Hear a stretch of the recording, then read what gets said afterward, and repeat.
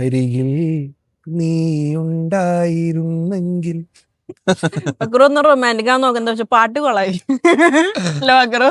അരികിൽ അപ്പൊ ഇതുപോലെ അരികിൽ എന്ന് പറയാനായിട്ട് നമ്മൾ എങ്ങനെയാ ഫക്രു ഇംഗ്ലീഷിൽ പറയാ? Side side. By side. നമ്മൾ അതിന് വേണ്ടിയിട്ട് എലോങ് സൈഡ് എന്നുള്ള യൂസേജ് യൂസ് ചെയ്യുക അരികിൽ എന്ന് പറയാനായിട്ട്. ഇവൻ എൻ്റെ അരികിൽ ഇരുന്നു എന്ന് ഞാൻ പറയാം.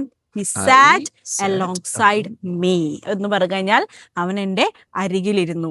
അതുപോലെ തന്നെ എന്താണ് he walked alongside me എന്ന് പറഞ്ഞു കഴിഞ്ഞാൽ അവൻ എൻ്റെ എന്താണ് അരികിലൂടെ നടന്നു എന്നാണ് കേട്ടോ. ഇങ്ങനെ നമുക്കെല്ലാം അരികിൽ അരികിൽ എന്ന് പറയാനായിട്ട് അലോങ് സൈഡ് എന്ന് യൂസ് ചെയ്യാം. അങ്ങനെയാണെങ്കിൽ മലയാളം പാട്ട് നമുക്ക് ഇംഗ്ലീഷ് പാട്ടിലേക്ക് ആക്കാനായിട്ട് അരികിൽ നീ ഉണ്ടായിരുന്നെങ്കിൽ ഇതെങ്ങനെയാ പറയാൻ പറ്റും ഫക്രു?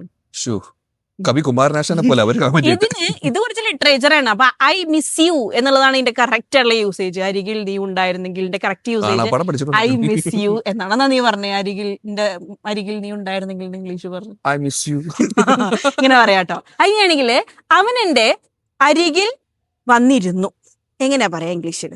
താഴെ കമന്റ് ചെയ്തോ. ഫുൾ റൊമാൻറ്റിക്കാ.